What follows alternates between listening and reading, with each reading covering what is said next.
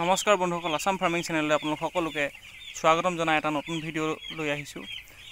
আৰু বন্ধুসকল, আজি ভিডিঅ'টো হ'ল মোৰ পোৱালিখিনি 9 দিন। মই যিহেতু সিৰিজ বনাই আছোঁ, ডে 1ৰ পৰা একদম বিক্ৰী কৰা দিনলৈকে বনাম বুলি ভাবিছোঁ আৰু বনাই আছোঁ।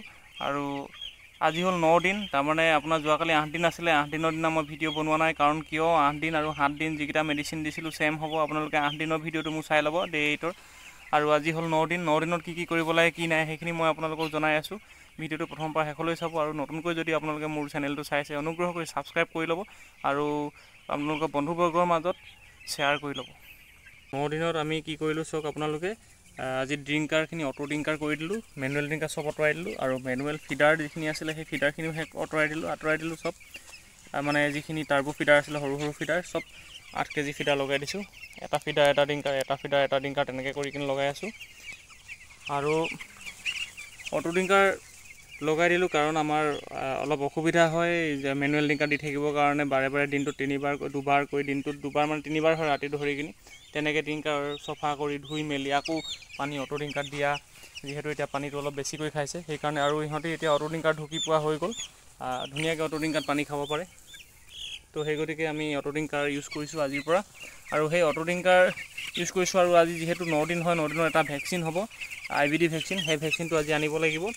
আৰু ভেকচিনটো আমি চকুত দিম এটোপাল কৰি কিনি গোটেইকেইটা ধৰি কিনি। সেইখিনি ভেকচিন আমি 3 ঘণ্টাৰ ভিতৰত দি শেষ কৰিব লাগে। আৰু ভেকচিন দিয়াৰ আগত আৰু পিছত মানে 24 ঘণ্টামান আগত বা 12 ঘণ্টা আগত হ'লেও হ'ব, বা ভেকচিন কৰাৰ 12 ঘণ্টা পিছত বা 24 ঘণ্টা, এনেকুৱা 24 ঘণ্টালৈকে এটা সময় আমি বেলেগ মেডিচিন একো দিব নালাগিব, অকল প্লেইন ৱাটাৰ দিলেই হৈ গ'ল।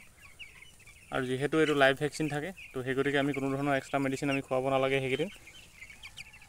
তো আজি সেই তেনেকৈ জাষ্ট মানে পানী দি আছোঁ, অনলি নৰ্মেল পানী, প্লেইন ৱাটাৰ, কোনো ধৰণৰ মেডিচিন মিক্স কৰা নাই ইয়াত।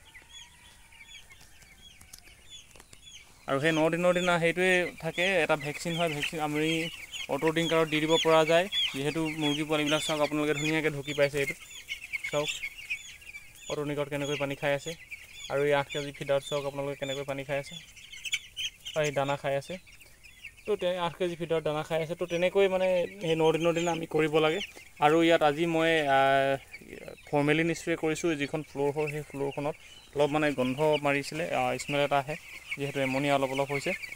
তাৰপিছত আমি ৰেকিং কৰিবলগীয়া হয়।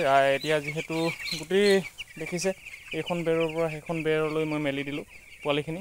ইয়াতে 2টা পাৰ্ট কৰি দিলোঁ, কাৰণ এটা পাৰ্টত থ'লে কি হয়, গোটেইখিনি এটা ছাইডত গৈ কিনে ৰখি যায় আৰু এটা ছাইডৰ দানা পানীখিনি এনেকৈ থাকি যায়, কিন্তু এটা ছাইডৰ পানীখিনি খাই দিয়ে। তো সেই গতিকে কিছুমানে খাব পায়, কিছুমানে খাব নাপায়। তো এতিয়া কি হ'ল, পাৰ্ট 2টা কৰি দিলোঁ। আৰু সেই 2টা পাৰ্টত ধুনীয়াকৈ ইহঁতি আধা পোৱা কুকুৰা আছে, আৰু সেই আধা কুকুৰাই ধুনীয়াকৈ ইহঁতি খাবলৈ সুবিধা হয়। এই বাঁহৰ জালি লগাইছোঁ মই, কিছুমানে লগাই ইয়াতে হেক্সা নেটৰ জালি লগাই। মই এইখিনি বাঁহৰে আগতে বনোৱা আছিলে, সেই তেনেকৈ লগাই দিছোঁ। আৰু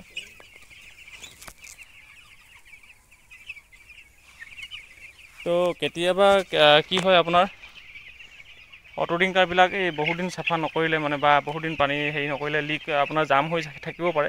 যিহেতু মই চাফা কৰিছিলোঁ H2 আৰু ব্লিচিং দি কিনি টেংকি চাফা কৰিছিলোঁ, পাইপ চাফা কৰিছিলোঁ, যদিও ইয়াত কিছুমান লেতেৰা সোমাই থাকে, মানে ইয়াত জাম হৈ যায়, পানীটো নহা হৈ যায়। তো এইডাল খুলি কিনি এডাল মাৰিয়ে খুচি দিওঁ, সেইখিনি ওলাই আহে। ওলাই অহাৰ পিছত ধুনীয়াকৈ পানীটো ফ্ল'টো আহি থাকে। তো কোনো ধৰণৰ একো অসুবিধা নহয়গৈ তেনেকৈ।